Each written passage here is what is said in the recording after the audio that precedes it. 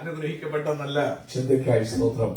അപ്പോൾ പരിശുദ്ധാത്മ നമ്മോട് പറയുന്ന അതേ കാര്യം തന്നെയാണ് പ്രിയദാസനും ഓർപ്പിപ്പാനിടയായി തന്നത്.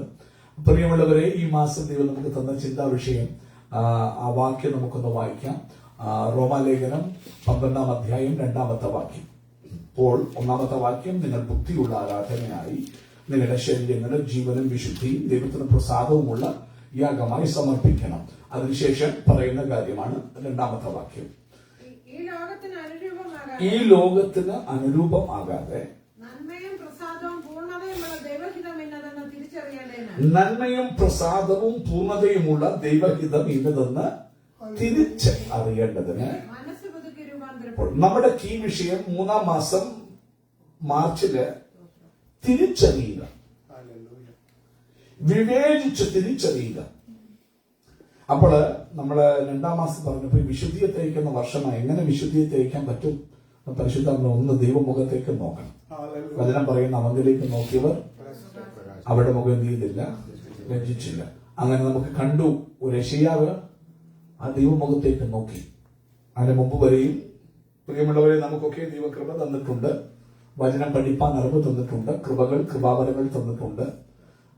യെശയ്യാവ് ഒരു പ്രവാചകനായിരുന്നു. യെശയ്യാ പ്രവാചകനെ പോലെ യേശുക്രിസ്തുവിന്റെ സകല കാര്യങ്ങളിൽ പ്രവചിച്ച പഴയ നിയമത്തിലെ സുവിശേഷം എന്ന് പറയാം. യെശയ്യാ പ്രവചനം 66 പുസ്തകവും യേശുവിന്റെ ജനനം, യേശു ആരെന്നും യേശു എപ്പോൾ പറഞ്ഞു വരുമെന്നും അവൻ സകലത്തെക്കുറിച്ചും പൊതുവാന ഭൂമിയെക്കുറിച്ചും ഒക്കെയും യെശയ്യാ പ്രവചിച്ച യെശയ്യാ പ്രവാചകൻ ആരംഭത്തിൽ ദൈവകരത്തിൽ പ്രവാചകനായി ഉപയോഗിക്കപ്പെടുമ്പോൾ 1 മുതൽ 5 വരെയുള്ള അധ്യായങ്ങളിൽ ഇവർക്കയ്യോ കഷ്ടം അവർക്കയ്യോ കഷ്ടം എന്ന് പറഞ്ഞ് 6-ാം അധ്യായത്തിൽ ചെന്നപ്പോൾ പുള്ളിക്ക് ഉസിയാവ് മരിച്ച അഹങ്കാരം, നിഗളം, നമ്മളുടെ നിഗളം മരിക്കുമ്പോൾ മാത്രമേ ദൈവത്തെ കാണാൻ പറ്റൂ. ഒരു കാര്യം, നിഗളം എല്ലാത്തിന്റെയും പ്രോബ്ലമാണ്. അത് ഏറ്റവും കൂടുതൽ ദൈവദാസന്മാരായി ഞങ്ങൾക്കാണുള്ളത്. ആ നിഗളം വരുമ്പോൾ അവിടെ വലിയ അനർത്ഥം, അവിടെ ദൈവത്തിന്റെ പ്രവൃത്തിയില്ല. ഈ നിഗളം ആരംഭിച്ച ഒരു കാര്യം എപ്പോഴും ഓർക്കണം. ഇത് വരുമ്പോൾ ഞാൻ പറയുന്ന വചന സത്യങ്ങളാണ്. ഈ നിഗളം ആരംഭിച്ചത് താഴ്ഭൂമിയിൽ പാപത്തിന്റെ മധ്യത്തിലല്ല നിഗളം ആരംഭിച്ചത്. ദൈവസന്നിധിയിൽ അത്യുന്നത വിശുദ്ധിയുടെ പാരമ്യത്തിൽ സ്വർഗത്തിലെ കാര്യാദികളെ ദൈവത്തിന്റെ മകുടോദാഹരണമായ ആ കെറൂബായ ലൂസിഫർ നോക്കി നടത്തി വരുമ്പോൾ, അവിടെ നിഷ്കളങ്കനായി ദൈവകാര്യാദികളെ സ്വർഗോന്നതികളിൽ നോക്കി നടത്തുമ്പോഴാണ് നിഗളം. അല്ലേ? നമ്മുടെ എല്ലാം വിചാരവും നിഗളവും പാടുകളല്ല. ഇതാരംഭിക്കും നമ്മുടെ മധ്യത്തില്ല. പരിശുദ്ധമ്മ പറയുന്നു, when you are prideful. നമ്മൾ നാട്ടിൽ ചൊല്ലുണ്ട്, നാശത്തിന് മുമ്പ് നിഗളം. പകൽക്കാലം ഏത് ഭക്തനാണേലും ഏത് പാസ്റ്ററാണേലും ഈ നിഗളം കൂടി കഴിയുമ്പോഴാണ് അനാവശ്യങ്ങൾ വായിൽ നിന്ന് വരും. അത് പിടിച്ച് ലോകമെല്ലാം പാട്ടായി ഫേസ്ബുക്കിലും യൂട്യൂബിലും വാട്സപ്പിലും ഒക്കെ ദൈവനാമം ദുഷിക്കപ്പെടുന്ന വിഷയമായി വരും. പലപ്പോഴും ഭക്തന്മാരുടെ വായിൽ നിന്ന് വരുന്ന അഹങ്കാരത്തിന്റെ വാക്കുകളാണ് പലതിനും പരാജയമായത്. ഞാൻ ഈ എന്നോട് ഉൾപ്പെടെയാണ് പ്രസംഗിക്കുന്നത്, വേറെ ആരോടുമല്ല. ദൈവത്തിന്റെ വചനത്തിന് മുഖപക്ഷമില്ല. അത് ഇരുവായത്തിലുള്ള വാള, അങ്ങോട്ടും ഇങ്ങോട്ടും വിട്ടും. ദൈവത്തിന്റെ വചന സത്യം തന്നെയാണ്, മാറ്റമില്ല. നിഗളം ആരംഭിച്ചു സ്വർഗോന്നതികളല്ല. അതുകൊണ്ട് ഇന്ന് പകൽക്കാലം ആരെങ്കിലും വലിയ പാസ്റ്റർമാർ എന്നെ ശ്രദ്ധിക്കും, നിങ്ങൾ വലിയവരായിരിക്കാം. ഞാൻ ഉൾപ്പെടെ സ്വത്രം ചെയ്യുന്നു. നിഗളം ആത്മിക ഉത്തുംഗങ്ങളിലാണ് തുടങ്ങുന്നത്. പക്ഷെ വന്നു കഴിഞ്ഞാൽ വീഴ്ച ഭയങ്കരമാണ്. സത്താനും പറ്റിയ വീഴ്ച ഭയങ്കരമാണ്. ഇന്ന് പകൽക്കാലം പരിശുദ്ധം നമ്മൾ ശ്രദ്ധിക്കണം. അതുകൊണ്ട് കർത്താവിന്റെ മുഖത്ത് നോക്കിക്കോ. പക്ഷേ ഈ മുഖത്ത് നോക്കി കാണണമെങ്കിൽ നിഗളം മാറണം. അപ്പോൾ ഇവിടെ ഉസിയാവ് മരിച്ച ആണ്ടിൽ ഉയർന്ന പൊങ്ങിയുള്ള സിംഹാസനത്തിൽ ആരിയിരിക്കുന്നത് കണ്ടു? ദൈവം ഇരിക്കുന്നത് കണ്ടു. സാറാപ്പുകൾ ആരാധിക്കുന്ന കാഴ്ച കണ്ടു. പാപമില്ലാത്ത, കാരണം യെശയ്യാവിനറിയാം, പാപത്തിൽ എന്റെ അമ്മ എന്നെ ഗർഭം ധരിച്ചു എന്ന് യെശയ്യാവ് ദാവീദ് പാടിയിട്ടുണ്ട്. അപ്പോൾ സ്വന്തം അറിയാൻ താൻ ജനിച്ചതേ പാപത്തിലാണ്. ഇവിടെ പാപമില്ലാത്ത സാറാപ്പുകളുടെ ആരാധന കണ്ടപ്പോൾ ചുടരവസ്യ, ഇവനയ്യോ കഷ്ടം അവനയ്യോ കഷ്ടം ഇവർക്കയ്യോ, രണ്ടുകൊണ്ട് പറക്കുക. ആരാധന നിലത്തുന്നുകൊണ്ടല്ല, പറക്കുക. കാല് ആര് കാണണ്ട, എന്നെ ആരും കാണണ്ട. ഇന്നത്തെ ആരാധനകളും വർഷിപ്പീടും ഒക്കെ ഉണ്ടാവും. എന്റെ ദൈവമേ, ചില കുഞ്ഞുങ്ങളൊക്കെ ഇവിടെ നഗരത്തിലുണ്ട്. സ്റ്റേജിൽ വരുമ്പോ ഇതുപോലെ ദൈവദൂതന്മാർ വേറെ ആരുമില്ല. പക്ഷെ ഇവിടുന്ന് പുറത്തിറങ്ങി കഴിഞ്ഞാൽ എക്സാക്ട്ലി ലൗകികന്മാരോടൊപ്പം ലൗകികരെ പോലെ ഇന്ന് പകൽക്കാലം പ്രിയമുള്ളവരെ അതല്ല ആരാധന. യേശുവെ കണ്ടപ്പോ ആരാധിക്കുന്നവരുടെ മുഖമോ ചിത്രമോ ആരും കാണണ്ട, പാദവും ആ വ്യക്തി ആരാധിക്കുന്ന വ്യക്തിയെ കാണുന്നില്ല. പറഞ്ഞുകൊണ്ട് ഈ ആരാധിക്കുന്ന ചിത്രവും സ്വർഗത്തിലെ തേജോന്മയനായ പാപമില്ലാത്തവരെ കണ്ടപ്പോൾ പുള്ളിക്കാരൻ അവർക്കയ്യോ കഷ്ടമെന്നല്ല പറഞ്ഞേ, എനിക്കയ്യോ. വിശുദ്ധിയുടെ പാരമ്യത്തിലെത്തി നമുക്ക് ഫെബ്രുവരിയിൽ കണ്ടു. ദൈവത്തെ നമ്മൾ കാണണം. കാരണം എന്താണെന്നറിയാമോ? കണ്ണിനെ മറഞ്ഞു കിടക്കുന്ന ഒത്തിരി പാപങ്ങൾ നമുക്കുണ്ട്. കർത്താവേ, മറഞ്ഞിരിക്കുന്ന തെറ്റുകളെ പൂക്കി കണ്ടപ്പോൾ തന്റെ നഗ്നതകളെല്ലാം നോക്കി, അയ്യോ എന്റെ കണ്ണിൽ വലിയ കോല് കിടക്കുക. അന്നേരം ഞാൻ മറ്റുള്ളവരുടെ കണ്ണിലെ കരട് അന്ന് സമർപ്പിച്ചു. അയ്യോ ഞാൻ നശിച്ചു എന്നാ പറയുന്നത്. I M destroyed. ഇന്ന് പകൽക്കാലം ഓർത്തോളം പ്രസംഗിക്കുന്ന ഭക്തന്മാരായ അനേകരെ ശ്രദ്ധിച്ചു കേൾക്കണമേ. നീ ആത്മാവിൽ തീയോടെ പ്രസംഗിക്കപ്പെടുന്നവൻ നീ നശിക്കുന്ന അവസ്ഥയിലായിരിക്കാൻ നിൽക്കുന്നത്. അയ്യോ ഞാൻ നശിച്ചു. ഞാൻ അശുദ്ധിയുള്ള അധരങ്ങളുള്ള മനുഷ്യൻ, അശുദ്ധിയുള്ള അധരങ്ങളുള്ള മനുഷ്യരുടെ മധ്യ ആദ്യം അവന്റെ കുറവുണ്ട്, പിന്നീട് മറ്റുള്ളവർ. ആ അനുതാപത്തിന്റെ വാക്കുകൾ വന്നപ്പോൾ എന്റെ സ്വർഗം പറയുക, ഒരു ദൂതൻ ആ സ്വർഗത്തിലെ യാഗപീഠത്തിൽ നിന്നൊരു കനലെടുത്തുകൊണ്ട് വന്ന് ആ തരത്തിൽ തുടങ്ങി ഞാൻ നിന്നെ ശുദ്ധീകരിച്ചു. ഇത് തൊട്ടതുകൊണ്ട് ശുദ്ധീകരിച്ചു, തൊട്ടതുകൊണ്ട് ശുദ്ധീകരിച്ചു. അന്നേരമാ സ്വർഗത്തിലെ ദൈവത്തിന്റെ ഇഷ്ടം തിരിച്ചറിയുന്നത്, സ്വർഗത്തിലെ ദൈവത്തിന്റെ സംസാരം ശ്രദ്ധിക്കുന്നത്. അനന്തരം ഞാൻ ആരെ അയക്കുന്നു? ആർ നമുക്ക് വേണ്ടി? ഈ പുള്ളിക്കാരൻ പോയി ഇവനയ്യോ കഷ്ടടാ, നീ കഷ്ടം പറയാതെ ചിലർ തേടി പോകണം.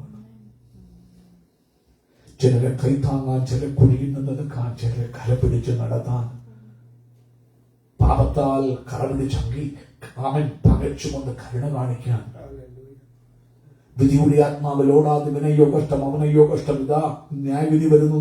വചന സത്യത്തിന് മാറ്റമൊന്നുമില്ല, പക്ഷേ ന്യായ വിധിച്ചുകൊണ്ട് കൈകൊടുത്ത് അവനെ ജീവിപ്പിക്കാൻ.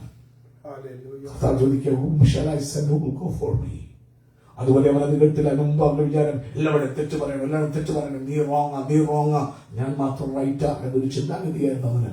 അന്നേരം ആ കർത്താവിന്റെ ഹൃദയത്തിലെ തേങ്ങൽ കേൾക്കുന്നത്, ഞാൻ ആരെ അയക്കും? ആരെനിക്ക് വേണ്ടി പോകും? ഒത്തിരി പേര് അവരവർക്ക് വേണ്ടി പോകാനുണ്ട്, ഒത്തിരി പേര് അവരുടെ സംഘടനകൾക്ക് വേണ്ടി പോകാനുണ്ട്. എനിക്ക് വേണ്ടി ആർ പോകും?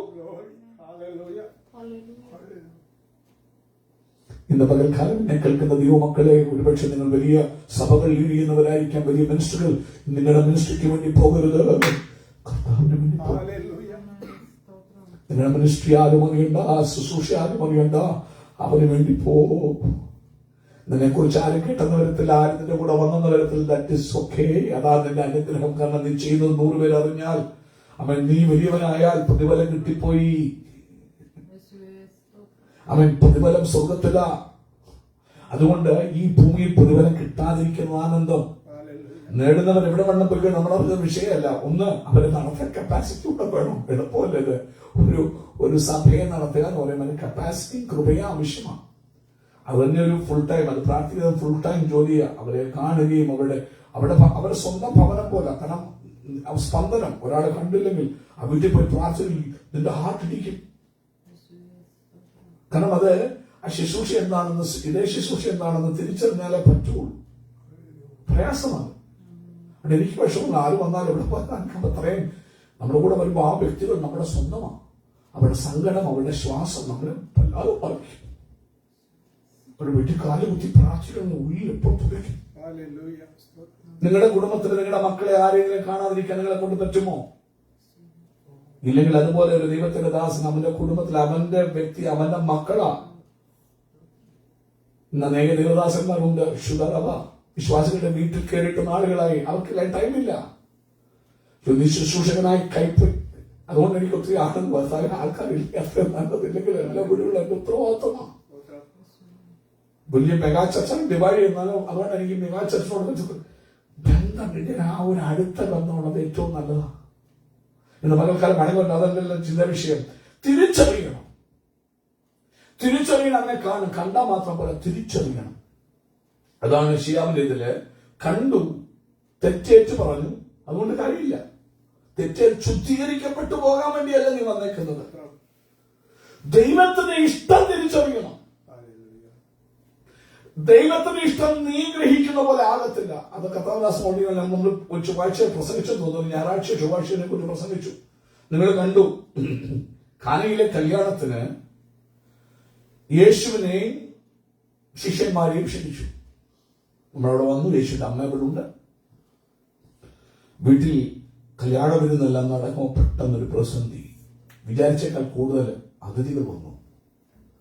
അവർ കരുതിയിരുന്ന വീഞ്ഞിന്റെ സംഭരണി തുറന്നുപോയി. അവൻ യഹൂദന്മാരുടെ ആചാരപ്രകാരം അങ്ങനൊരു സംഭവം ഒരു കല്യാണം നടന്ന നാണക്കേട. പക്ഷെ വെള്ളം വായിക്കുമ്പോൾ നമ്മൾ അദ്ദേഹം യേശു അമ്മയുടെ അടുക്ക ആരും ഒന്ന് പറഞ്ഞതായിട്ടൊന്നും കാണുന്നില്ല. ഉണ്ടോ? ഞാൻ നോക്കിയിട്ട് കണ്ടില്ല. അപ്പോൾ നമുക്ക് ആ ഭാഗം ഒന്ന് എടുക്കാൻ എടുത്തായിട്ട് 2-ാം അധ്യായം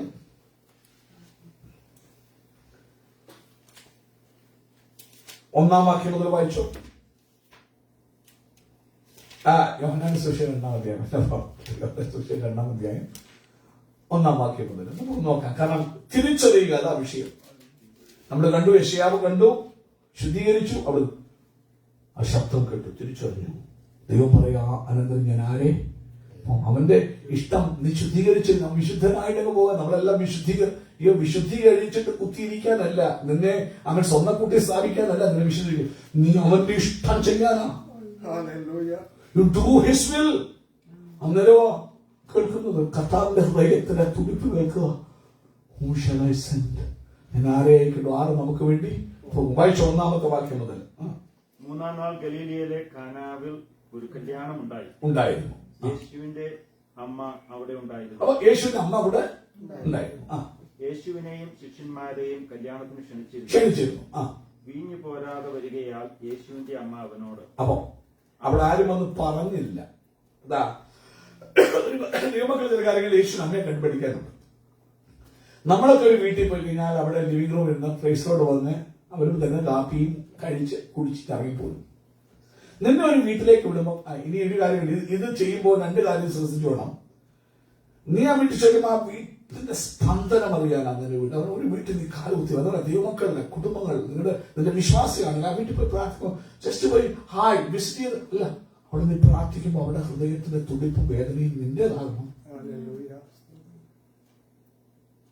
ഒരു ദൈവമക്കളെ കുറിച്ച് പറഞ്ഞാൽ നീ ദൈവ പൈതലായി നിന്നെ തന്നെ രക്ഷിക്കപ്പെട്ട് സ്നാനപ്പെട്ട് കഴിയുമ്പോൾ ചുമ്മാ അവൻ നിന്റെ അവിടെ ഭാരം വെച്ചെടുക്കാനല്ല ഞാൻ പറയുന്നത്. പക്ഷേ ആ ബൈബിൾ പഠിപ്പിക്കുന്നു നാം പരസ്പരം ഭാരങ്ങളെ വഹിക്കണം. പക്ഷെ അത് നിന്റേതാകുമ്പോൾ നിനക്കൊരു പ്രത്യേക ആ ബർഡൻ, ആത്മഭാരം നിന്നെ ആ വിഷയം ആരെടുക്കൽ എത്തിക്കാൻ മുഖാന്തരമാക്കും യേശുവിന്റെ.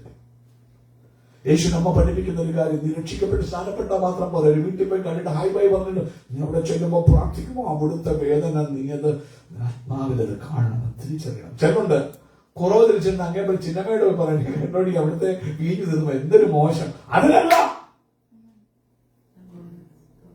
എത്രയോ പേര് ഓരോ വീട്ടിലെ പ്രശ്നത്തിൽ പോയി പറഞ്ഞിട്ട് അങ്ങേപ്പുറത്ത് പോയി പറഞ്ഞു ചുരുക്കുമ്പോ ഓർത്തോ ദൈവം നിന്നെ കീറും അങ്ങനെ ചെയ്താൽ. നീ ദൈവമക്കളാകാൻ രക്ഷിക്കപ്പെട്ട് സ്നാനപ്പെട്ടവൻ ഇങ്ങേപ്പുറത്ത് തന്റെ വേദന അങ്ങേപ്പുറത്ത് പോയി പറഞ്ഞ് ചിരിക്കാനില്ല. നിന്റെ ചങ്ങിനകത്ത് നിന്റെ കുടുംബത്തിലെ വേദന പോലാകണം. അതിന് പരിഹാരം വേറെ വഴിയില്ല. പരിഹാരം ഇന്നലെ നോക്കിയ യേശുനമ്മ പോലെ കടയിൽ പോയി വിളിക്കും. അവർക്ക് മനസ്സിലായി ഈ പ്രശ്നം തീരാൻ വേറെ വഴിയില്ല. എന്റെ മോന്റെ അതുവരെ യേശുവിന് അത്ഭുതങ്ങളും ചെയ്തിട്ടില്ല. ഓർത്തോണം, അതാ യേശുവിന്റെ അമ്മ. ശ്രദ്ധിക്കണം, ഇതുവരെയും അത്ഭുതങ്ങൾ ഈശോ ചെയ്തിട്ടില്ല. ഈശോയുടെ അമ്മയ്ക്കറിയാം ഈശോ ആരാണെന്ന്. ഒരിക്കലും ഈശോയുടെ അമ്മ ഞാൻ ദൈവത്തിന്റെ മാതാവെന്ന് ക്ലെയിം ചെയ്തിട്ടില്ല. നീ ദൈവമാതാവാക്കാൻ നോക്കിയാലും ഈശോയുടെ അമ്മ ഇവിടെ ഉണ്ടെങ്കിൽ കവളമഴ അടുത്തന്നെ അടിക്കും. കാരണം ദൈവമാരെന്നും താൻ ആരെന്നും നല്ല നിശ്ചയമുള്ളവളായിരുന്നു ഈശോയുടെ അമ്മ. നിങ്ങൾക്കറിയുമോ, പ്രശ്നം വന്നപ്പോൾ അവർക്ക് മനസ്സിലാക്കാൻ വഴിയില്ല. പുരോഹിതന്മാരൊക്കെ പോയ കാര്യം നടക്കില്ല, പരീക്ഷമാരൊക്കെ പോയ കാര്യം നടക്കില്ല, കടയിൽ പോയ ഹോൾസെയിൽ നടക്കത്തില്ല. നമുക്കറിയാം ഏത് കാര്യവും നടക്കുന്ന ഒരുവനുണ്ട്. അവനൊരു അത്ഭുതം ചെയ്തില്ലെന്ന് ഓർത്തോണം. അതാണ് യേശു നമ്മെ സംഗ്രഹിച്ചു. എല്ലാം ദൈവദൂതൻ വന്ന് സംഗ്രഹിക്കണം. വചനം കേട്ടാൽ മാത്രം പോരാ, ചങ്കിനകത്ത് സംഗ്രഹിക്കണം, തിരിച്ചറിഞ്ഞ് സംഗ്രഹിക്കണം. അതാ മോള് വന്ന് വചനം നിനക്ക് തിരിച്ചറിവ് തരും. ദൈവത്തെ തിരിച്ചറിയാൻ സഹായിക്കും. ഈശോയുടെ അമ്മ ദൂതന്മാരിൽ നിന്ന് കേട്ടതും വചനം കേട്ടതൊക്കെ അവൾ ഉള്ളത്തിൽ സംഗ്രഹിച്ചു, ഡിസോൺ ചെയ്ത് സംഗ്രഹിച്ചു. അവൾക്കറിയാം തന്റെ മകന് ഈശോ ആരാന്നും താൻ ആരാന്നും. തന്റെ ഉദരം ഒരു ദാനമായി ദൈവത്തിന്റെ കൃപ ലഭിച്ചു എന്ന് മാത്രമേ നല്ലവണ്ണം യേശു നമുക്കറിയാം. കൃപ നിറഞ്ഞവരല്ല, കൃപ ലഭിച്ചവർ. ഒരിക്കലും ഈശോയുടെ അമ്മ എങ്ങും ക്ലെയിം ചെയ്തിട്ടില്ല. അങ്ങനെ ആണെങ്കിൽ യോഹന്നാൻ അപ്പോസ്തലനായിരുന്നു ആദ്യം പറയട്ടെ. കാരണം ഈശോയുടെ അമ്മയെ ഏൽപ്പിച്ച യോഹന്നാൻ അപ്പോസ്തലനില്ല. തന്റെ സുവിശേഷങ്ങളെല്ലാം പ്രിയമുള്ളവർ നിങ്ങൾ വായിക്കുന്നത് പാരമ്പര്യത്തിന് പുറകെ ഓടാതെ വചനം നോക്ക്. സുവിശേഷം എന്ന് യോഹന്നാനാണ്, ഈശോയുടെ അമ്മയെ ഏൽപ്പിച്ച യോഹന്നാനാണ്. ലേഖനങ്ങൾ 3 എഴുതി യോഹന്നാൻ. വെളിപ്പാട് പുസ്തകം എഴുതി, 5 പുസ്തകം എഴുതി. ഇതിലൊന്നിലും ദൈവത്തിന്റെ മാതാവായി ഈശോയുടെ അമ്മയെ പരിചയപ്പെട്ട, ഈശോയുടെ അമ്മയെ ടേക്ക് കെയർ ചെയ്തത് യോഹന്നാനാണെങ്കിൽ പാരമ്പര്യത്തിന്റെ പുറകെ ഓടാതെ തിരിച്ചറിയി. അറിവില്ലായ്മയുടെ കാലത്തെ ദൈവം നോക്കുന്നില്ല. ഇപ്പോൾ പണ്ട് നീ ജനിച്ചു വളർന്ന സാഹചര്യം വിഷയമാണ്. പക്ഷെ ഇപ്പൊ ദൈവം വചനം തന്നേക്കാ വായിക്കാൻ. അറിവില്ലാത്ത കാലത്ത്, വചനമില്ലാതിരുന്ന കാലത്ത് ഒത്തിരി കാര്യങ്ങൾ നമ്മുടെ പാരമ്പര്യത്തിൽ പൂർവ്വപിതാക്കന്മാർ ചെയ്തു കൂട്ടി. തരിസോക്കെ ഇന്ന് വചനം തന്നിട്ടുണ്ട് നിന്റെ ഭാഷയിൽ. നീ എബ്രായ ഭാഷ വേണോ? എബ്രായ ഭാഷയിലുണ്ട്, ഗ്രീക്കിലുണ്ട്. പോയി ചെക്ക് ചെയ്യ. അപ്പോസ്തലന്മാർ എങ്ങനെ ജീവിച്ചിരുന്നുവെന്ന്, അപ്പോസ്തലന്മാർ എങ്ങനെ ആ കാര്യങ്ങൾ ചെയ്തിരുന്നുവെന്ന് മടങ്ങി വരട്ടെ. ഈശോയുടെ അമ്മ ഈ വിഷയം അറിഞ്ഞു. ആ വീട്ടിലെ ഭാരം, അവർക്ക് മനസ്സിന് വിഷമം. അവരുടെ വിഷയമല്ല, അവരുടെ വീടുമല്ല. ഇങ്ങനെയാണ് ഒരു ദൈവം. ഒരു കൂട്ടു സഹോദരി വേദിക്കുന്ന കാണുമ്പോൾ അവരുടെ സ്വന്തം മോന്റെ വിഷയം പോലെ അവർക്ക് തോന്നണം. അവക്കറിയാം പരിഹാരം, പക്ഷെ അവക്കറിയാം എന്നിൽ കൂടി ഉത്ഭവിച്ച ഇമ്മാനുവൽ, അവന്റെ പേര് ദൈവം നമ്മോട് കൂടെ എന്നർത്ഥമുള്ള ഇമ്മാനുവൽ. ദൈവം പ്രശ്നം പരിഹരിക്കാൻ ആരുടെ അടുക്കലാകൊണ്ടുണ്ട്, ദൈവത്തിന്റെ അടുക്കലല്ലാതെ. അവക്കറിയാം തന്റെ പുത്രൻ ഈശോ ഇമ്മാനുവൽ. ഇനി ഇമ്മാനുവലെ ശ്രദ്ധിക്കണം. 30-ാം വയസ്സ് വരെ തന്നെ എങ്ങും ആരുടെ മുമ്പിലും പ്രദർശിപ്പിച്ചില്ല.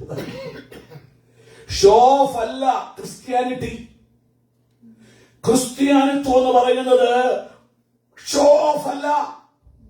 അത് പുത്രൻ ജീവിതചര്യയിൽ കൂടി കാണിച്ചു തന്നു. ദൈവസഭയിൽ വന്ന ദൈവം വേർതിരിച്ച് ശുശ്രൂഷ ഏൽപ്പിച്ച 3.5 വർഷം മാത്രമേ നാളും. ഈ 30 വർഷം പറഞ്ഞു ഞാനാടാ ദൈവം പറഞ്ഞില്ല. വീട്ടിലുള്ളവർക്ക് പോലും അറിയത്തില്ല, സഹോദരന്മാർ ഒരുത്തരും പോലും അറിയത്തില്ല. ഈശോയുടെ അമ്മയിൽ ജനിച്ച മറ്റു സഹോദരന്മാർ, ബൈബിൾ അങ്ങനെ തന്നെയാ പറയുന്നത്. നീ എങ്ങനെ കസിനാന്ന് പറയാൻ നോക്കിയാൽ അവന്റെ സഹോദരന്മാരെ അറിയാമല്ലോ. ഒന്നല്ല, പലയിടത്താണ് പറഞ്ഞേക്കുന്നത്. അതുപോലെ പൗലോസ് പറയും യേശുവിന്റെ സഹോദരൻ തന്നെയാ പറയും, കസിൻ തന്നെ പറയുന്നു. അങ്ങനെ മടങ്ങി വരട്ടെ. ഈശോയുടെ അമ്മ ഈ വിഷയം പറഞ്ഞപ്പോൾ അറിയാം ഇപ്പോൾ പ്രശ്നം പരിഹരിപ്പാൻ ഈശോയുടെ അമ്മ കഴിയും. അവൾ ഓടി വന്നു. എന്താ വായിച്ചു? അടുത്ത വായിച്ചേ. അവർക്ക് വീഞ്ഞില്ല എന്ന് പറഞ്ഞു. വന്ന് പറയാം, മോനോട് വന്ന് പറയാ. പിന്നെ മനെ അവർക്ക് വീഞ്ഞില്ല, അവർക്ക് വീഞ്ഞില്ല. നിന്നോട് ഒന്ന് പറയണം. അവര് പറഞ്ഞു പറഞ്ഞോ? ഇല്ല. ഇന്ന് പകൽക്കാലം പ്രശ്നങ്ങൾ കാണുമ്പോൾ അവർ നിന്നോടൊന്നും പറഞ്ഞൊന്നും വരത്തില്ല. അതുകൊണ്ടാ ഒരു ശുശ്രൂഷകൻ നീ ദൈവകൃപയിലേക്കാകുമ്പോൾ ഒരു ദൈവ പൈതൽ എപ്പോഴും അവർ നിന്നോട് പ്രാർത്ഥിക്കാൻ പറഞ്ഞിട്ടല്ല അവരുടെ വിഷയത്തിന് വേണ്ടി പ്രാർത്ഥിക്കും. ചില പാസ്റ്റർമാർ പറയും അവരെന്നെ വീട്ടിൽ വിളിച്ചില്ല. ഈ അമേരിക്കയിൽ നന്നേട് പറയുന്ന കാര്യം ഇതാ, ആർക്കിഷ്ടമല്ല വീടിന്. അവർക്ക് ഇഷ്ടമാണെങ്കിൽ നമ്മുടെ വീട്ടിൽ കിടക്കുക. അമേരിക്കൻ കൾച്ചറിനനുസരിച്ച് മാറുന്നതല്ല ദൈവത്തിന്റെ വചനം. ദൈവത്തിന്റെ വചനം പ്രത്യേകതയാ, വ്യത്യസ്തതയാ. അവൻ സ്വന്തം ക്ഷണിച്ചെന്ന് പറയുമോ? അല്ലെങ്കിലും അവൻ പോകുന്ന ഇഷ്ടമല്ല ആൾക്കാർക്ക്. അങ്ങനെയാണെങ്കിൽ നീ ശുശ്രൂഷകനായി കലപ്പിക്ക് കഴിച്ചോ, നിന്റെ ഉത്തരവാദിത്വമാണ്. അവന്റെ വീട്ടിൽ അത് വിളിച്ചോ, ചോദിച്ചോ, അവർക്ക് ഇഷ്ടമാണെങ്കിൽ ഇല്ലേലും പറഞ്ഞ് ഇല്ല അവർ പറയണം വരണ്ട. ഓക്കെ, നീ അതിൽ നിന്ന് ഒഴിവണവനാ. ആരെയും വീട്ടിൽ പോയി അധികാരം സ്ഥാപിക്കാൻ ദൈവം നമ്മളെ അനുഭവിച്ചിട്ടില്ല. അമ്മ സ്വന്തം അവൻ മടങ്ങി വരട്ടെ. യേശുവിന്റെ അമ്മ മനെ അവർക്ക് എന്തോ ഇല്ല. ഉടനെ അങ്ങനെയാണോ അമ്മേ, ഞാൻ ഉടനെ ചെയ്യാമെന്നില്ല പറഞ്ഞേ. നിങ്ങൾ ശ്രദ്ധിച്ചേ. എന്തോ പറയുന്ന അടുത്തത്. യേശു അവളോട് സ്ത്രീയെ എനിക്കും നിനക്കും തമ്മിൽ എന്ത്? വുമൺ. ഞാൻ നോക്കിയത് കത്തോലിക്ക ബൈബിൾ വ്യത്യസ്തമായിട്ടാണോ എഴുതുന്നത്? ഇല്ല, അങ്ങനെ എഴുതിയേക്കുന്നത്. Woman, why are you involving me in this? സ്ത്രീയെ. ഞാൻ കത്തോലിക്ക ബൈബിൾ ചേർത്താ പഠിക്കുന്ന ബൈബിൾ സ്റ്റഡി. കാരണം കുഴക്കം വരുന്നത് ഇത് പ്രൊട്ടസ്റ്റന്റുകാരെയാണെന്ന് ആരും പറയില്ല. അങ്ങനെ തന്നെയാണ് മൂലഭാഷയിൽ, അങ്ങനെ തന്നെയാണ്. Woman why are you involving me in this? അതിന്റെ അത്ര യേശുവിന് അമ്മയോട് ബഹുമാനമില്ലെന്നല്ല, തെറ്റിദ്ധരിക്കല്ലേ. ഒരു സാക്ഷാൽ ദൈവം പറയുക, നീ ഇതിനകത്ത് തന്നെ ഉൾപ്പെടുത്തുന്നത്. എന്റെ സമയം ഇതുവരെ. എപ്പോഴാ ദൈവത്തിന്റെ സമയമാകുന്ന ചോദിച്ചാൽ ദൈവ വഴികളെ തിരിച്ചറിഞ്ഞ് നടക്കുമ്പോഴാ ദൈവത്തിന്റെ സമയമാകുന്നത്. അത് കാണിക്കാം എങ്ങനെയാണെന്ന് നമ്മൾ ചിന്തിച്ചതാ. വായിച്ച ഡോക്ടർ എടുത്തത്, എന്റെ നാഴിക ഇതുവരെ വന്നിട്ടില്ല. എന്റെ നാഴിക. ദൈവം ചാടി വന്ന ഒരു വിശുദ്ധൻ പറഞ്ഞ അത്ഭുതം ചെയ്യുന്നവനല്ല. ആരെങ്കിലും വിശുദ്ധന്മാരുടെ കാല് പിടിച്ചോ? നമ്മളെല്ലാവരും വിശുദ്ധർ. അത് രക്ഷിക്കപ്പെട്ട് സ്ഥാനപ്പെട്ടു നീ വിശുദ്ധൻ, അപ്പൊക്കിനും വിശുദ്ധൻ. അങ്ങനെയാണ് ബൈബിൾ പഠിപ്പിക്കുന്നത്. ഒരുത്തനും ആരെയും വിശുദ്ധരായി പ്രഖ്യാപിക്കാൻ കഴിയുകയില്ല. ദൈവത്തിന് പരമാവധി വിരുദ്ധമാണ്. അങ്ങനെ ചെയ്യുന്നെങ്കിൽ അത് ദൈവവചന വിരുദ്ധമായ കാര്യമാണ്. നീ രക്ഷിക്കപ്പെട്ട് യേശുവിന്റെ മരണം നിന്റെ ജീവിതത്തിൽ ഏറ്റെടുത്തിട്ട് അവന്റെ കൽപ്പന പ്രകാരം രക്ഷിക്കപ്പെട്ട ഒരുവൻ പാപസംബന്ധമായി മരിച്ചു. യേശുവിന്റെ മരണം നമ്മുടെ മേൽ വന്നു. അവൻ പാപത്തിൽ അവന്റെ പാപം മൊത്തം കഴുകി ക്ലീൻ സ്ലേറ്റ് ആയി പാപ സംബന്ധമായി അവൻ മരിച്ചു.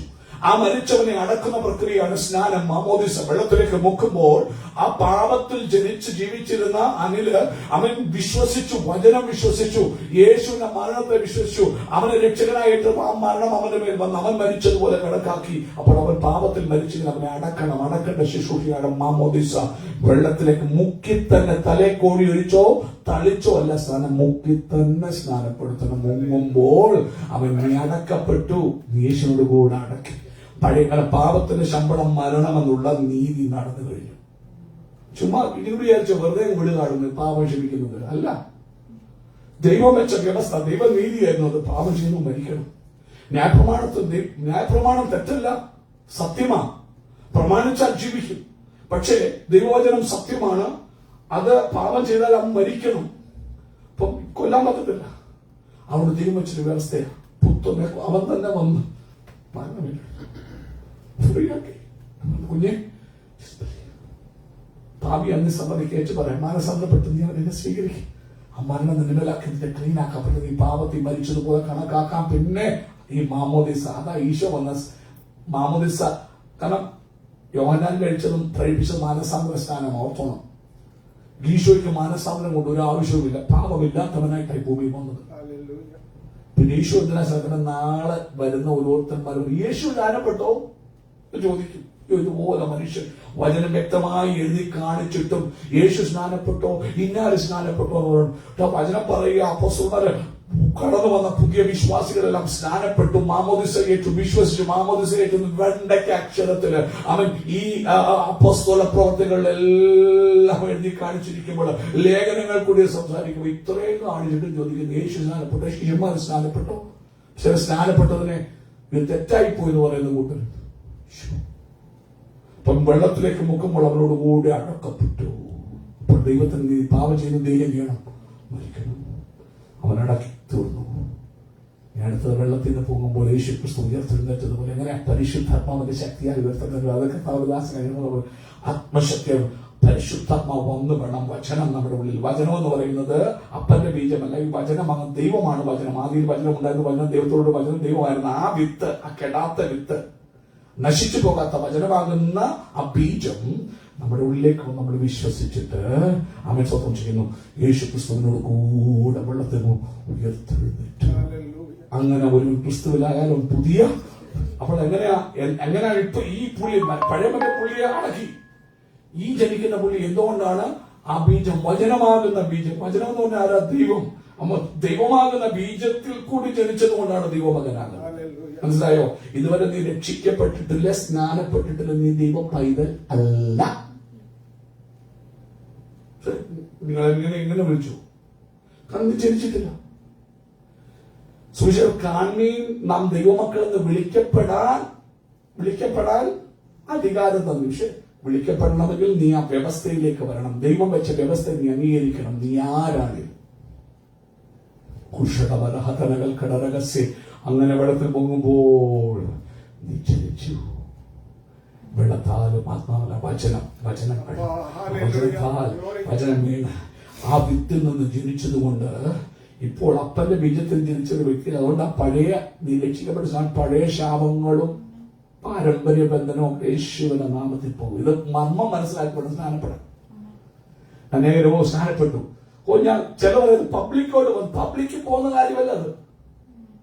ദൈവനീതി വെളിപ്പെടുത്തുന്ന ഒരു കാര്യമാണ്. ഇത് അനേകം അറിയില്ല. യേശു ചെയ്തുകൊണ്ട് ഞങ്ങൾ ചെയ്യുന്നു എന്നല്ലാതെ മർമ്മങ്ങൾ ഒത്തിരി കിടപ്പുണ്ട്. മടങ്ങി വരാം. നോക്കൂ, യേശു നമ്മ എന്ന് പറഞ്ഞപ്പോൾ യേശു ചോദിച്ചു, എനിക്ക് തക്ക സമയത്ത് എന്റെ ദൈവം ചെയ്തില്ല. എപ്പോഴാണ് ഞാൻ അവനെ വഴി തിരിച്ചറിഞ്ഞ് അവൻ ഇഷ്ടം ചെയ്യുമ്പോൾ. എന്നിട്ട് എന്ത് സംഭവിച്ചു? യേശു നമ്മ ഉടനെ എന്താണ് ആ തക്കുത്രം പറയുന്നു എന്ന് ചോദിച്ചോ? ഇല്ല. യേശു നമ്മ നല്ലതായിട്ട് മനസ്സിലായി നമ്മ പറഞ്ഞു.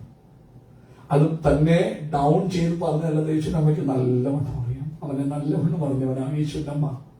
ഉടനെ യേശുവിന്റെ അമ്മയെ ശ്രദ്ധിക്കുക, വലിയ ആനന്ദമാണ്. ഈ പറയാൻ പോകുമ്പോ തന്നെ ആരെ കൂടെ വിളിച്ചോണ്ടാ പോകുന്നറിയാമോ? വേലക്കാരെ കൊണ്ടുപോകുമ്പോ തന്നെ അറിയാം മറുപടി. എന്നിട്ട് അടുത്ത വാക്യം വായിച്ചോ. അവന്റെ അമ്മ ശുശ്രൂഷക്കാരോട്. അപ്പൊ വേലക്കാർ ശുശ്രൂഷക്കാരുണ്ട്. എന്തൊരു വിശ്വാസമായ യേശുവിന്റെ അമ്മയുടെ. ഇതുവരെ ഈശോ അത്ഭുതം ചെയ്തിട്ടില്ല. ശ്രദ്ധിക്കണം. എന്നോടുകൂടെ നടന്നാലേ തിരിച്ചറിയത്തുള്ളൂ. ചുമ്മാ വായിച്ചിട്ടുണ്ടോ ഇവർക്കും ആ ഭാവം. ഇതുവരെ അത്ഭുതം ചെയ്തിട്ടാണ് യേശു നമ്മ കണ്ടിട്ടില്ല. യേശു അത്ഭുതം ചെയ്യുന്നത്. അവിടെ വിശ്വാസം ശ്രദ്ധിക്കുക. യേശു ആരാണ് നല്ലവണ്ണം അറിയാമെന്നുകൊണ്ട് പറഞ്ഞ ആരെങ്കിലും ദൈവമാനം വിളിച്ചെന്ന് പറഞ്ഞാൽ തല്ലു എന്ന് പറയാൻ കാരണം എന്ത് പറഞ്ഞു? ശിശുരക്കാരുടെ പിന്നീട് പറയുക, എന്നെന്താ പറഞ്ഞേ? അവൻ നിങ്ങളോട് എന്തെങ്കിലും കൽപ്പിച്ചാൽ അത് ചെയ്യുവിൻ എന്ന് പറഞ്ഞു. വചനമാകുന്നവൻ. ആ വചനമുണ്ടായിരുന്നു. വചനം ദൈവത്തോടുകൂടിയായിരുന്നു. വചനം ദൈവമായിരുന്നു. അവർക്കറിയാം ഈ വചനമാണ് നിൽക്കുന്നവൻ. അവൻ നിങ്ങളോട് എന്തെങ്കിലും പറഞ്ഞാൽ അതും ചെയ്യും. ഇത്രയും പറഞ്ഞ പുള്ളിക്കാരി സ്കൂട്ടിൽ ഇത്ര മതി. ദൈവമക്കളെ, നമ്മളെ സംബന്ധിച്ചോളം ഒരു വ്യക്തിയെ പ്രശ്നത്തെ എത്തിച്ചിട്ട് ആ കൂടെ ആര് കൂടെ വരുന്നോ ശുശ്രൂഷൻ അവിടെ പറയണം അവൻ വചനം പറഞ്ഞാൽ. സമൂഹത്തിന്റെ അഭിപ്രായം ചെയ്യരുത്. ഒരുത്തൻ പറയുന്ന അഭിപ്രായമോ അവന്റെ പ്രസംഗമോ ചെയ്യരുത്. വചനം നിന്നോട് എന്ത്, അതായത് ഞാൻ കുഞ്ഞു പ്രസംഗിച്ചോടുന്നത് വചനം നോക്കി തിരിച്ചറിഞ്ഞു നടക്കണം. അതല്ലേ സത്യം. ശുശ്രൂഷക്കാര് ആദ്യമായിട്ട് യേശുവിനെ കാണുന്നത് അമ്മ പറഞ്ഞു പോയി. നീ ശുശ്രൂഷക്കാരൻ നോക്കി. നല്ല ശുശ്രൂഷക്കാർക്കായി നന്ദി. അവർ യേശുവിന്റെ മുഖത്തോട്ട് നോക്കി നിൽക്കുക. വചനത്തിന്റെ മുഖത്തേക്ക് ആദ്യമായിട്ടാ കാണുന്ന. യേശുവിന്റെ മുഖത്ത് കണ്ടിട്ടില്ല.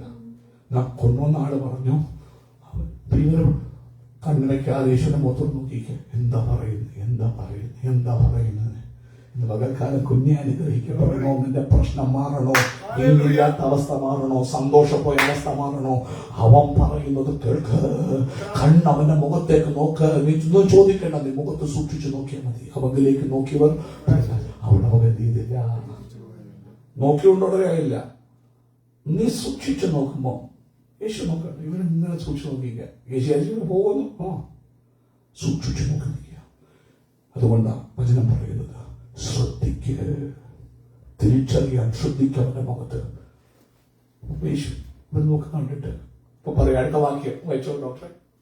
അവിടെ യഹൂദന്മാരുടെ ശുദ്ധീകരണ നിയമം അനുസരിച്ച് 2 3 പറ വീതം കൊള്ളുന്ന 6 കൽപാത്രം ഉണ്ടായിരുന്നു. 6 കൽപാത്രം. ഈ കൽപാത്രം ശുദ്ധീകരണ നിയമം വന്ന കാല് കഴിഞ്ഞിട്ട് അതിനുവേണ്ടി ഈ കൽപാത്രങ്ങൾ ഇടുന്നത് അകത്തല്ല, വെളിയിൽ. മഴയും മണ്ണും ഒക്കെ തട്ടി അതിന് മാത്രം വെള്ളം അവിടെ കിടപ്പുണ്ടായിരുന്നു. യേശു അവരോട് ഈ കൽപാത്രത്തിൽ വെള്ളം നിറപ്പിൻ എന്ന് പറഞ്ഞു. അവർ ശ്രദ്ധിക്കുവരെ യേശുവിന്റെ മുഖത്ത് നോക്കി നിൽക്കുക. ഉടനെ വചനം പറയുക, ആ കിടക്കുന്ന കൽപാത്രത്തിൽ ഞാനായിരുന്നു ശിഷ്യനാണ്. നിങ്ങൾക്ക് വട്ടുണ്ടോ എന്ന് ചോദിക്കും. അല്ലേ? എന്റെ പ്രോബ്ലം എന്തോ വീഞ്ഞില്ല. വീഞ്ഞില്ലാത്തതാണ് പ്രശ്നം. പക്ഷെ പുള്ളിക്കാരൻ പറഞ്ഞ കൽപാത്രത്തിൽ ഒത്തിരി ദൂരം അങ്ങോട്ടും പോകില്ല. പക്ഷെ വിഷയമേ ഉള്ളൂ. നീ വചനത്തിന്റെ മുഖത്തേക്ക് നോക്കുമ്പോൾ വചനം പറയുന്നത് തിരിച്ചറിയണം. നിന്റെ ബുദ്ധി ഇതിനകത്ത് കൂട്ടിക്കലർത്തരുതേ. അപകടമാ. നീ ശ്രദ്ധിക്കത്തില്ല, നീ അനുസരിക്കത്തില്ല. ഇന്ന് പകൽ അനേകരുടെ കുടുംബങ്ങളിൽ ഇത് പറയുമ്പോൾ ഇതിന് കേട്ടാൽ നന്നായിരുന്നു. അവൻ കഷ്ടങ്ങളുടെ നെല്ലിപ്പലയിൽ കിടക്കാൻ കുടുംബങ്ങളെ തകർക്കാൻ പിശാച് വാദിക്കുക. അന്നേരവും സമൂഹത്തിന്റെയും ജനിച്ചു വളർന്ന പാരമ്പര്യത്തിന്റെയും വാക്കുകൾ കേട്ടിട്ട് വചനം പറയുന്ന അനുസരിക്കാതെ ഇന്നും നിരാശയിൽ ജീവിക്കുന്ന എത്രയോ മനുഷ്യർ. ഇന്ന് പകൽക്കാലം യേശുവിന്റെ അമ്മ പറയാ, അയ്യോ പാരമ്പര്യം കേൾക്കണ്ട, എന്നെയും കേൾക്കണ്ട. വചനം എന്തെങ്കിലും പറഞ്ഞാൽ കേട്ടോ ചെയ്തോ അവിടെയാ നിന്റെ വീഞ്ഞിന്റെ ആനന്ദത്തിന്റെ അവസ്ഥ ഇരിക്കുന്നത്. ഇന്നത്തെ വീഞ്ഞ് നഷ്ടപ്പെട്ടു പോയി, ആനന്ദം നഷ്ടപ്പെട്ടു പോയ അവസ്ഥ മാറാൻ വേറെ കുറുക്കു വഴിയില്ല. അവൻ പറയുന്നത് കേൾക്ക്, അവന്റെ മുഖത്തേക്ക് നോക്കി തിരിച്ചറിയാൻ അവന്റെ ഇഷ്ടം. അവൻ പറയാം അവന്റെ ഇഷ്ടം കൽപ്പാത്രങ്ങൾ വെള്ളം നിറയ്ക്കാൻ, നീ കൽപ്പാത്രത്തിൽ തന്നെ വെള്ളം നിറയ്ക്കണം. നിന്റെ തലമുറ ഇന്ന് പ്രശ്നത്തിൽ കൂടെ കടന്നുപോയി ഡിവോഴ്സിന്റെ വക്കീല ഇല്ല കേസ് വന്ന് നിന്നെ തകർക്കാൻ പോകുമ്പോ കർത്താവ് പറയും, എടാ നീ പോയി രക്ഷിക്കപ്പെടണം, സ്നാനപ്പെടണം, നീ അത് കേട്ടോണം. അതും ഇതുമായിട്ട് എന്താ പ്രശ്നം നീ ചോദിക്കാൻ പോലെ യേശു പറയുന്നത് ശ്രദ്ധിക്കണം, ശുദ്ധീകരണം പ്രാപിക്കണം. ശുദ്ധരവരവസ്യ ആ നല്ല വേലക്കാർ അവൻ ചോദ്യം ചെയ്തില്ല, തിരിച്ചറിഞ്ഞു കർത്താവിന്റെ ഇഷ്ടം കൽപ്പാത്രം. അവര് പറഞ്ഞു എന്നാ കുറച്ച് ഒരു തൊട്ടി കോഴി ഒഴിച്ചില്ല, വക്കോളം. അടുത്ത വീണ്ടും പറയാ നോക്കി അടുത്തെന്താ എപ്പോഴും ഇൻസ്ട്രക്ഷൻ ഓടിക്കുക. ഇനി അടുത്തത് ഇത് കോരിക്കൊണ്ട് ഇപ്പോൾ കോരി വിരുന്നു വാഴിക്ക് കൊണ്ടുപോയി കൊടുപ്പിന് പറഞ്ഞു. നിറച്ചപ്പോഴൊന്നും വീഞ്ഞായില്ല കേട്ടോ. വായിച്ചോ. എന്നിട്ട് അത് എവിടെ നിന്ന് എന്ന് വെള്ളം കോരിയ ശുശ്രൂഷക്കാരല്ലാതെ വിരുന്നുവാഴി അറിഞ്ഞില്ല. വീഞ്ഞായി തീർന്ന വെള്ളം വിരുന്നുവാഴി നോക്കിയാറെ മണവാളനെ വിളിച്ചു. എല്ലാവരും ആദ്യം നല്ല വീഞ്ഞും ലഹരി പിടിച്ച ശേഷം വിളപ്പമായതും കൊടുക്കുമാറുണ്ട്. നീ നല്ല വീഞ്ഞ് ഇതുവരെയും സൂക്ഷിച്ചു വെച്ചുവല്ലോ എന്ന് അവനോട്. ഇത്രയും വായിച്ചെടുത്ത് എവിടെയാണ് വീഞ്ഞ് വന്നതെന്ന് പറയുന്നുണ്ടോ? കോരിയപ്പോഴനെ വെള്ളം വീഞ്ഞായെന്ന് പറഞ്ഞു. ഇന്നലെ ഞാൻ കോരി രക്ഷിക്കപ്പെട്ട് സാധനപ്പെട്ട് വീഞ്ഞായില്ലല്ലോ, സന്തോഷം വന്നില്ലല്ലോ. കുഞ്ഞിനെ നീ അനുസരിച്ച് നടക്കുക. നരകര് രക്ഷയും സ്നാനവും അവിടെ വീഞ്ഞു വരാൻ വേണ്ടി അല്ല, ദൈവത്തിന്റെ ഇഷ്ടം തിരിച്ചറിഞ്ഞ് നടക്കാനുള്ള വഴിയാണ്. നീ അടുത്ത നിറച്ചു കഴിഞ്ഞപ്പോ ഇനി കോരിക്കൊണ്ട് കൊടുക്കുന്നേ പറയത്തുള്ളൂ അല്ലേ? എപ്പോ ആകുന്നു പറയുന്നുണ്ടോ? ഇല്ല. അവരത് പൊക്കി. ഇനി അടുത്ത ശ്രദ്ധിക്കണ്ടേ, ഇത് വെളി കിടക്കേണ്ട പാത്രമാണ്. ഈ ശുശ്രൂഷക്കാരെ ഞാൻ അങ്ങനത്തെ ശുശ്രൂഷക്കാരെ വരട്ടെ. പുറത്ത് തള്ളപ്പെടേണ്ട പാത്രങ്ങളെ അകത്ത് കൊണ്ടുപോകാൻ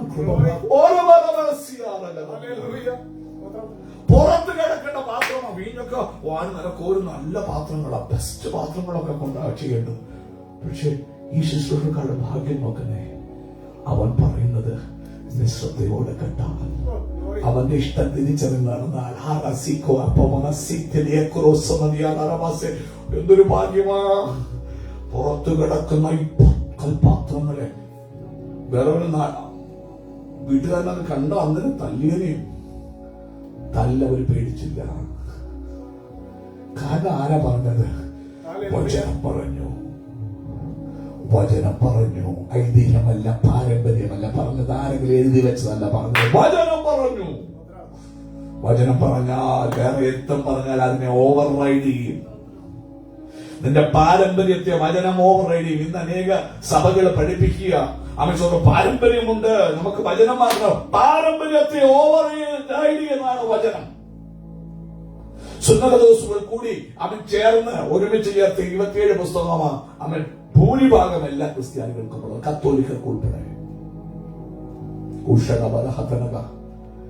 സഹോദര സഹോദരി, നീ കത്തോലിക്കനാകാം, ക്രിസ്ത്യാനിയാകാം, പ്രൊട്ടസ്റ്റന്റാണ്, ഏതവനാണേലും നീ ചെയ്യുന്ന ഒരു കാര്യവും വചനം പറയുന്ന 27 പുസ്തകങ്ങൾ പുതിയ നിയമത്തിൽ പറയുന്ന ഒരു കാര്യവും ഇല്ലെങ്കിൽ പുതിയ നിയമത്തെ യാഥാർത്ഥ്യമാക്കുന്ന അതിന്റെ സന്തസത്തെ വെളിപ്പെടുന്ന പഴയ നിയമം കൂടെ തിരുവെഴുത്തുകൾ മുഴുവനും ചേർന്ന് പറയുന്ന ഒരു കാര്യവും തമ്മിൽ കോൺട്രഡിക്ഷൻ വന്നാല് പ്രയോറിറ്റി ദൈവത്തിന്റെ വചനത്തിനാണ്, നിന്റെ പാരമ്പര്യത്തിനല്ല.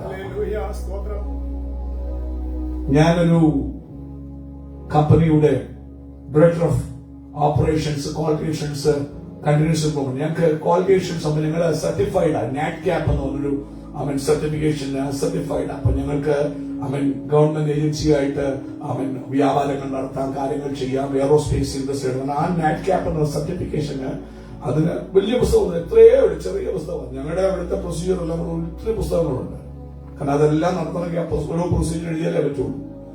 എന്നാല് 3 വർഷം കൂടി ഇരിക്കുമ്പോൾ ഞങ്ങൾക്ക് ഒരു ഓഡിറ്റ് ഉണ്ട്. ഈ നാറ്റ് ക്യാപ് സർട്ടിഫിക്കേഷൻ ഇല്ല, ഞങ്ങൾക്ക് ഈ കമ്പനികളായിട്ടൊന്നും ബിസിനസ് ചെയ്യാൻ പറ്റത്തില്ല.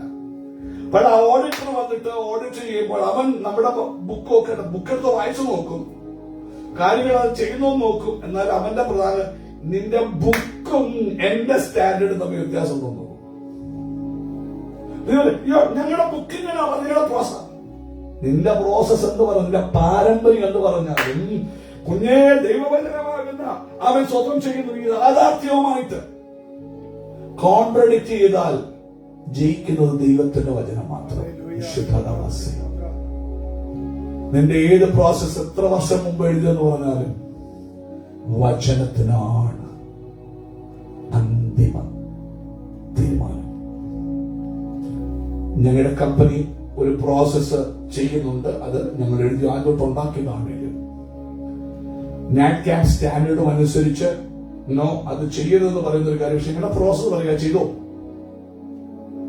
ഓഡിറ്റർ വന്ന് ഓഡിറ്റ് ചെയ്യുമ്പോൾ ഇങ്ങനെ ശരിയാ നിങ്ങള് സാരം നിങ്ങളുടെ ബുക്ക് പറയുന്നല്ലേ ഓക്കെ എന്ന് പറഞ്ഞാൽ എഴുതി പോകത്തില്ല. ഞാൻ ഓഡിറ്റർ ആണെങ്കിൽ നിങ്ങളെ പരിചയമുള്ളവർക്കറിയാം. നോ നോ നോ നിന്റെ പാരമ്പര്യം അത് പറയുന്നുണ്ടായിരിക്കാം. പക്ഷെ ഞാൻ വിധിക്കുന്ന സ്റ്റാൻഡേർഡ് പൗലോസ് നിങ്ങളെ എന്റെ സുവിശേഷ പ്രകാരം ഞാൻ വിധിക്കുന്ന നാളിൽ സുവിശേഷം വെച്ചാണ് നിന്നെ ഞാൻ വിധിക്കുന്നത്. അത് വെച്ച് നോക്കുമ്പോൾ നിന്റെ പാരമ്പര്യമോ നിന്റെ സമയമോ നിന്റെ പാസ്റ്ററോ പലതും നിന്നെ പഠിപ്പിച്ച് കാണും. അതുകൊണ്ട് കാര്യമില്ല. വചനവുമായി ഉലച്ചു നോക്കും. അതിൽ വ്യത്യാസം വചനത്തിൽ നിന്ന് കണ്ടാൽ വചനം വെച്ചാണ് ന്യായം വിധിക്കുന്നത്. വചനമത തെറ്റെന്ന് പറഞ്ഞിന്റെ പാരമ്പര്യം വർഷങ്ങൾ പറയട്ടെ, എല്ലാ പിതാക്കന്മാരും പറയട്ടെ, അത് തെറ്റാണ് വചനവുമായിട്ടെങ്കിൽ നിന്റെ പാരമ്പര്യം തെറ്റാണ്. ബൈബിൾ പഠിപ്പിക്കുന്നത് വായിച്ചു 22-ാം അധ്യായം വെളിപ്പാട് പുസ്തകത്തിൽ ഇതിനോട് കൂട്ടുന്നവന് വചനത്തിൽ എഴുതിയ സകല ബാധകളും വരുത്തും. ഇതിനോട് എന്തെങ്കിലും എടുത്തു മാറ്റിയാൽ കുഞ്ഞാട്ടിന്റെ പട്ടണത്തിൽ അവനുള്ള ഓഹരി റേസ് ചെയ്യും. നീ ആരാധിക്കുന്നത് 70 അനേകരുടെ ആരാധന പള്ളി പോക്കൊക്കെ എന്റെ കുഞ്ഞുങ്ങളെ അനുഗ്രഹിക്കണം, എനിക്ക് സൗഖ്യം വന്ന കുഞ്ഞിയുടെ കല്യാണം നടക്കണം, എനിക്ക് നല്ല ആരോഗ്യം വേണം, ജോലി വേണം. അയ്യോ അതിനല്ലട കുഞ്ഞെ ദൈവത്തെ ആരാധിക്കുന്നത്. ഈ ഭൂമിയിൽ നിനക്ക് ജോലി ഇല്ലേലും വഴി അടഞ്ഞാലും നീ രോഗിയായി മരിക്കേണ്ടി വന്നാലും ഇല്ല അവൻ നീ ക്രിസ്തുനാമ നിമിത്തം നിന്റെ തല ഛേദിക്കപ്പെട്ടാലും നീ കർത്താവിനെ ശരിക്കും നിത്യതയ്ക്ക് വേണ്ടിയാണ്. ഇന്നത്തെ സുവിശേഷ പ്രസംഗങ്ങളൊക്കെ ഈ മായം ചേർന്നത് സത്യം ആരും പ്രസംഗിക്കുന്നില്ല. ഇന്ന് ദൈവമക്കൾ എന്ന് പറയുന്നവർ പോലും എനിക്ക് സൗഖ്യമാണെങ്കിൽ നമ്മളും പലപ്പോഴും തെറ്റിപ്പോകാറുണ്ട്. സൗഖ്യമല്ല പ്രിയമുള്ളവരെ, ദൈവത്തെ കാര്യങ്ങളോ എന്ന് പറയുന്നു. വിശുദ്ധിയിൽ നടക്കും. കൈപ്പുള്ള വെള്ളം കുടിക്കേണ്ടി വരുമ്പോഴും കൽപ്പന പോലെ നടക്കുന്നത്, അവസരങ്ങൾ കിട്ടുമ്പോഴും പാപം ചെയ്യാത്തത്. ഇന്ന് പകൽക്കാലം ഈ ഭൂമിയിൽ നിനക്ക് പ്രതിഫലം കിട്ടിയില്ലേലും ആനന്ദം. കാരണം യേശുവിനെ പറയുന്ന 12 ശിഷ്യന്മാർക്ക് എത്ര പേർക്ക് കിട്ടി? ഇന്ന് നിങ്ങളുടെ സുവിശേഷ പ്രകാരമാണെങ്കിൽ നിങ്ങളൊന്നും പ്രസംഗം സുവിശേഷമല്ല. സത്യം കുറിച്ചാൽ അനുഗ്രഹം തന്നോണ്ട് ദൈവം തേടണം ഞാൻ പറയുന്നില്ല. പക്ഷെ അനുഗ്രഹത്തിനല്ല ഞാൻ നിങ്ങൾ ദൈവത്തെ സേവിക്കുന്നത്. ദൈവം അനുഗ്രഹിക്കും. ചിലപ്പോൾ പിശാചിൽ നിന്നെ അനുഗ്രഹിക്കും. അനുഗ്രഹിച്ചു പിന്നെ നിന്റെ ദൈവത്തിന്റെ വഴിക്ക് സമയം പോലും കാണത്തില്ല. നീ ബിസിയായിട്ട് ഓടി തുടങ്ങും, ഒത്തിരി കാര്യം ചെയ്യും, ദൈവത്തിന് ഇഷ്ടമുള്ള കാര്യങ്ങൾ പോലും ആയിരിക്കത്തില്ല. ഇന്ന് പകൽക്കാലം നോക്കൂ, അവര് കോരിക്കൊണ്ട് കൊടുക്കാൻ പോയപ്പോ എപ്പോഴാ ഇത് വീഞ്ഞ എന്നറിയത്തില്ല. ചില അത്ഭുതങ്ങൾ പുറത്ത് കിടക്കേണ്ട പാത്രങ്ങൾ അകത്ത് കയറി കോരിക്കൊടുത്തപ്പോ കുടിച്ചവർക്കെല്ലാം ആനന്ദമുണ്ടായി. വിരുന്നുവാഴി നടത്തണം ചോദിച്ചു, എവിടെ കൊണ്ടാണ് നീ വെച്ചിരുന്നത്? അവരുടെ പേര് അഭിമാനപ്പെട്ടു. ഇന്ന് പകൽക്കാലം അവന്റെ മുഖത്ത് നോക്കി തിരിച്ചറിഞ്ഞ വചനത്തിനുള്ളിൽ നടന്നായ നിന്റെ അപമാനങ്ങളെ മാറ്റി നിന്നെ മാനിക്കുന്ന ഒരു ദൈവമാണ്. ഓ നീ അവന്റെ വചനം കേട്ട പാരമ്പര്യത്തെ അല്ല, മനുഷ്യരെയോ സമൂഹത്തെ അല്ല, അവൻ വചനത്തിന്റെ മുഖത്തേക്ക് നോക്കി വചനത്തെ പിടിച്ച് പുത്രനെ ചുംബിച്ച് നീ നടന്നാ കടന്നന്റെ വീട്ടിൽ വരുന്നവരെത്തുന്ന കുളിച്ചിട്ട് പറയൂ, ആനന്ദം എവിടെ നിന്നാണ്, എവിടെ സൂക്ഷിച്ചു വെച്ചിരുന്നു, എവിടെ നിന്ന് കിട്ടി? പകൽക്കാലം ആനന്ദമാണ് പരിശുദ്ധം വിളിക്കുന്നു. വിശുദ്ധിയിൽ നടക്കാൻ വചനം കേട്ട് വചനം പറയുന്ന അനുസരിച്ച് വചനത്തിന്റെ വഴിയിൽ നടക്കണം. അത് നിന്നെ നിന്റെ ഉപദേഷ്ടാക്കന്മാരെക്കാൾ ബുദ്ധിമാനാക്കും. നിനക്ക് ആ വചനവുമായിട്ട് ആ ബന്ധമെന്നുള്ളത് കൊണ്ട് നീ മറ്റുള്ളവർ ആസ്പദമാക്കിയോ നിന്റെ പ്രതികൂലങ്ങളോ പ്രതിസന്ധികളോ ആസ്പദമാക്കിയോ ആയിരിക്കത്തില്ല. നിന്റെ വിശ്വാസ ജീവിതം വചനം ആസ്പദമാക്കിയായിരിക്കും. നിന്റെ ആനന്ദം എപ്പോഴും ഒരുപോലെ ഇരിക്കും, നിന്റെ ആരാധന എപ്പോഴും ഒരുപോലെ ഇരിക്കും. അവൻ സ്വന്തം ചെയ്യുന്നു. അവനുമായിട്ടുള്ളടൊപ്പം നിന്റെ എപ്പോഴും ആഗ്രഹിയോ വചനത്തെ ദുഃഖിപ്പിക്കല്ലേ, വചനത്തിന്റെ തെറ്റ് വഴിയിലേക്ക് നടക്കുന്നതിനും വചനവുമായിട്ട് ബന്ധം അവനുമായിട്ടുള്ള അടുപ്പം നമ്മൾ കേട്ടതുപോലെ സംഗതി കൂടി അത് നിന്നെ അവന്റെ വഴികളിൽ നടക്കുമാറാക്കും. സകല വ്യാജമാർഗത്തെയും നീ വെറുക്കും, സകല തെറ്റായി പഠിപ്പിച്ച പാരമ്പര്യങ്ങളെ നീ വെറുക്കും. ആരോടും പണക്കോ പകയോ ഉണ്ടായിട്ടല്ല, അവൻ സത്യം തിരിച്ചറിയുന്നത് കൊണ്ടും സത്യവചനത്തെ അനുസരിക്കാൻ കൊതിയുള്ളത് കൊണ്ടും അവൻ നീ എല്ലാവരെയും സ്നേഹിക്കുന്നത് കൊണ്ടും ആ വചനത്തുള്ളിൽ നടക്കും. ആ വചനം സത്യത്തോടെ പ്രസംഗിക്കും. ഇന്ന് പകൽക്കാലം അതിനായി നമുക്ക് ഏൽപ്പിച്ചു കൊടുക്കാം. പ്രിയമുള്ളവരെ, നാളുകൾ നമുക്ക് ഏറെയില്ല. വിശുദ്ധിയത്തെ വെക്കാം. അവൻ യേശുവിന്റെ അമ്മയ്ക്ക് അറിയാതെ എന്ത് ചെയ്യണമെന്ന്, ആ ശുശ്രൂഷക്കാരും അവന് എന്ത് ചെയ്യണമെന്ന്. അതുകൊണ്ട് നോക്കൂ, ശുശ്രൂഷക്കാരെ ആരെങ്കിലും അവിടെ ആദരിക്കുന്നുണ്ടോ? ഇല്ല. എപ്പോഴും ശുശ്രൂഷക്കാരെ ഓർത്തോണം. നീ ഒത്തിരി അമ്മ എന്നെ പഠിപ്പിച്ച കാര്യങ്ങൾ അതൊക്കെ അവർക്ക് വിഷമമില്ല, സങ്കടം ചിലപ്പോ തോന്നും, മനുഷ്യരാ. അമ്മ നീ ഒത്തിരി കൽപാത്രത്തിനകത്ത് കൊണ്ടുവരും, പക്ഷേ അവിടെ അവരെ ആരും ശരിയായിട്ട് പോലും യേശുവിന്റെ അമ്മയെ അവരെ കുറിച്ച് പോയി പറഞ്ഞില്ല. ഈ അനുസരിച്ചുകൊണ്ടല്ലേ നിന്നെ ആരും അറിയത്തില്ല. സാരില്ല, നീ നല്ല ശുശ്രൂഷക്കാരനായിരുന്നു. അവരുടെ സന്തോഷമല്ല നീ ഒന്ന് ആനന്ദിച്ചു. അവരുടെ ആനന്ദം കാണുമ്പോ അവര് പോലും തന്നെ ഓർക്കത്തില്ല. വിരുന്നുപാലിയായിരുന്നില്ലേ വീട്ടുകാരിൽ കോരിക്കൊണ്ട് കൊടുത്തവർക്കറിയാം എങ്ങനെ ആ ആനന്ദം എടുത്താൽ ആരെങ്കിലും പറ്റും. ഈ ലോകം നോക്കിയിട്ട് ആ വീട്ടുകാരെ പുകഴ്ത്തപ്പോ ചിലപ്പോൾ നിന്റെ പേര് പോലും അവിടെ കാണത്തില്ല. അതൊരു ഭാഗ്യമാണ്. നല്ല ശുശ്രൂഷക്കാരെ ശ്രദ്ധിക്കുക. നിന്നെ ആരും കണ്ടില്ലേലും ലോകം കണ്ടില്ലേലും നിന്നോടുകൂടെ ആരുമില്ലേലും നീ ആനന്ദിക്കും.